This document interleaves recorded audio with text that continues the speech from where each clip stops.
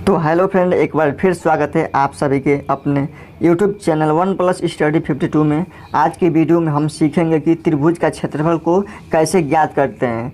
इस त्रिभुज के क्षेत्रफल आज हम ज्ञात करने वाले हैं, जो कि हीरोन के सूत्र से। हीरोन के सूत्र आप सुने होंगे कभी भी, तो आज हीरोन के सूत्र से हम क्षेत्रफल ज्ञात करेंगे त्रिभुज का। कैसे ज्ञात करेंगे, चलिए आपको हम इस वीडियो के माध्यम से हम बताते हैं। देखिए, फर्स्ट क्वेश्चन को हम लिखे हुए हैं। फर्स्ट क्वेश्चन हमारा यह है कि 15 सेमी, 10 सेमी तथा 13 सेमी भुजाओं वाले त्रिभुज का क्षेत्रफल ज्ञात करें। तो कैसे ज्ञात करेंगे, देखिए यहाँ पर हमको 3 भुजा दे दिया है। देखिए यहाँ पर हम कोण भी बना लिए हैं। जो हमारा त्रिभुज है इसमें देखिए हम तीनों कोण लिए हैं और तीनों कोणों का मान हमको दे दिया है। इसका दिया है, देखिए यहाँ पे दिया है 15 सेमी और इसका 10 सेमी और एक दिया है 13 सेमी। तो देखिए तीनों कोणों का मान हमको मालूम है। जब भी आपको तीनों कोण दे दे तो आप त्रिभुज का क्षेत्रफल आसानी से निकाल लेंगे। कैसे निकालेंगे, देखिए त्रिभुज का क्षेत्रफल पूछा है तो कैसे, देखिए यहाँ पे हम लिखेंगे। इसका एक फार्मूला होता है। फार्मूला क्या होता है, चलिए हम आपको बताते हैं। यहाँ पे हम लिखेंगे त्रिभुज का क्षेत्रफल। त्रिभुज का क्षेत्रफल बराबर क्या होता है, आपको हम बता दें। त्रिभुज का क्षेत्रफल बराबर होता है, यहाँ पे हम लिखेंगे रूट में।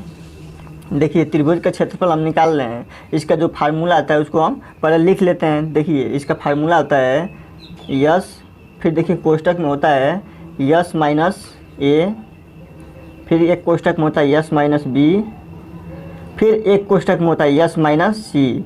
यह होता है हमारा हीरोन का सूत्र, मतलब त्रिभुज का क्षेत्रफल। यह होता है हमारा त्रिभुज का क्षेत्रफल। अब इसी से हम क्या करेंगे, इसी फार्मूले के माध्यम से हम त्रिभुज का क्षेत्रफल ज्ञात कर लेंगे। चलिए कैसे ज्ञात करेंगे आपको हम बताते हैं। देखिए इसमें क्या है कि यस जो दिया है इसका मान हम सबसे पहले निकालेंगे। यस इसमें क्या है, त्रिभुज का अर्ध परिमाप है। तो यहाँ पर हम लिखेंगे यस बराबर त्रिभुज का अर्ध परिमाप। आप समझ सकते हैं, जो यश है वो अर्ध परिमाप है त्रिभुज का। देखिए अब क्या करेंगे, हम यहाँ पे लिखेंगे ए बराबर, देखिए ए बराबर हम देखिए यहाँ पर 15 सेमी मान लेते हैं। फिर देखिए बी बराबर मान लीजिए हम यहाँ पे 10 सेमी मान ले रहे हैं। और सी बराबर मान लीजिए यहाँ पर 13 मान ले रहे हैं। आप किसी को भी कुछ भी मान सकते हैं। देखिए हम ऐसे मतलब आपको समझाने के लिए क्रमवाइज मान लिए हैं। अब देखिए अर्ध परिमाप हम कैसे निकालेंगे, यहाँ पे देखिए हम आपको बताते हैं सभी संख्याओं का। देखिए अर्ध परिमाप का मतलब क्या होता है, परिमाप मतलब पूरे का आधा। जो त्रिभुज दिया है उसका हम ये करेंगे, मतलब उसको जोड़ेंगे और उसका हम आधा कर लेंगे, उसी का हम अर्ध परिमाप करते हैं। देखिए हम यहाँ पे लिखेंगे यस बराबर देखिए त्रिभुज क्या दिया हमारा, देखिए 15 दिया यहाँ पे 15। देखिए इसका ये करते चलेंगे हम, 15 + 10 + 13 और फिर क्या करेंगे, इसका आधा कर लेंगे। तो आधा करने के लिए हम भाग दे देंगे 2 से। अब देखिए 15 + 10 = 25, 25 और 13 कितना होता है, 38 होता है। 25 और 13 38। और फिर देखिए यहाँ पे क्या है, बट्टा में क्या है 2 है तो 2 लिख लेंगे। अब देखिए इसको जब हम भाग देंगे 2 से तो क्या मिलेगा हमारा, यहाँ पे 19 मिलेगा। 19 क्या होगा हमारा, यस बराबर निकल जाएगा 19।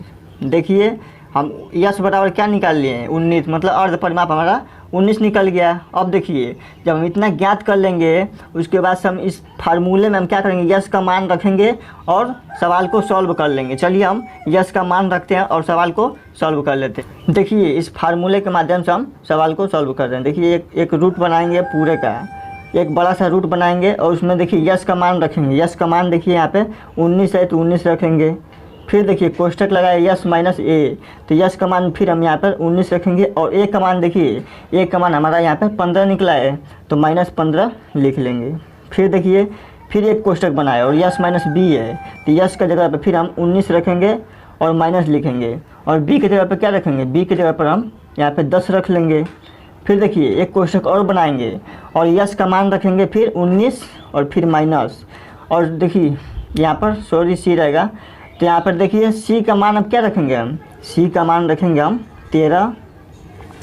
देखिए जब हम इतना कर लेते हैं तो अब फिर क्या करते हैं, अब संख्याओं का हम गुणा कर लेंगे। चलिए यहाँ पर हम पहले एक बार कोष्टक को बाहर निकालते हैं। 19 है तो यहाँ पर 19 लिखेंगे।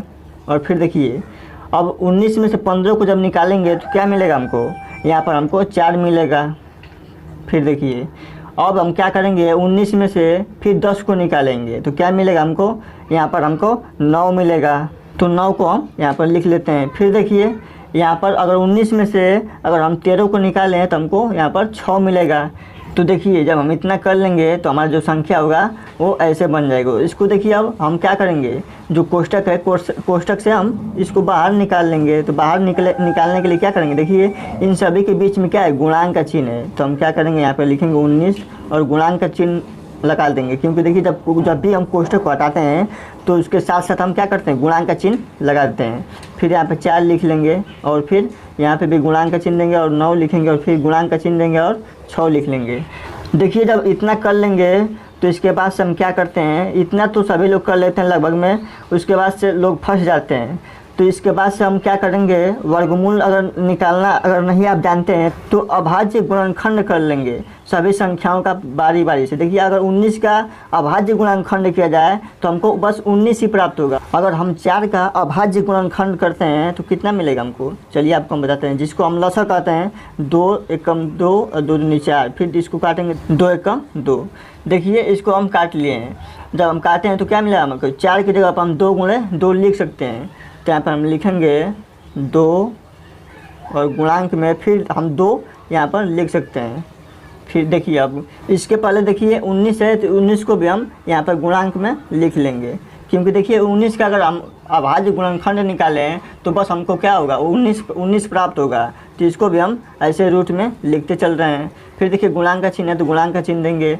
अगर देखिए अगर 9 का अभाज्य गुणनखंड निकाला जाए तो कितना निकलेगा हमको, आपको हम बता दें। यहाँ पर हम 3 त्रिका 9 और 3 एकम 3, यानी 3 गुणे 3 करेंगे तो हमको 9 प्राप्त होगा।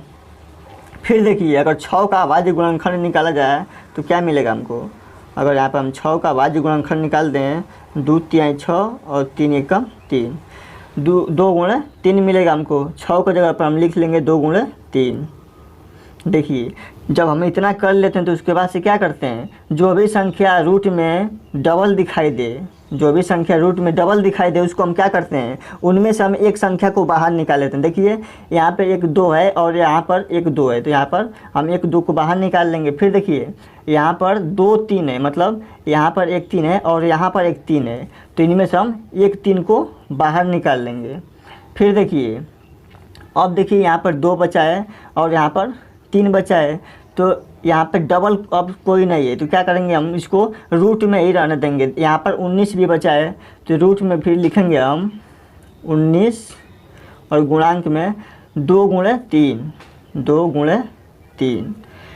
जब हम इतना कर लेंगे, देखिए अब इन संख्याओं को आपस में हम गुणा कर लेंगे। तो 2 का गुणा अगर 3 में करें तो 2 तिहाई 6 और फिर देखिए रूट में क्या बचेगा, रूट में अगर इन संख्याओं का गुणा कर रहे हैं तो देखिए 19 का गुणा अगर 2 में कर रहे हैं तो 19 दूना 38, अगर 38 का गुणा 3 में कर रहे हैं तो हमारा 114 मिलेगा।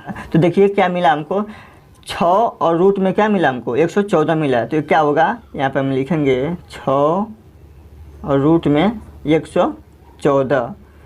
यह क्या है, तो यह है हमारा वर्ग सेमी बोल सकते हैं इसको, वर्ग सेमी। तो फाइनली हमारा यही राइट आंसर हो जाएगा।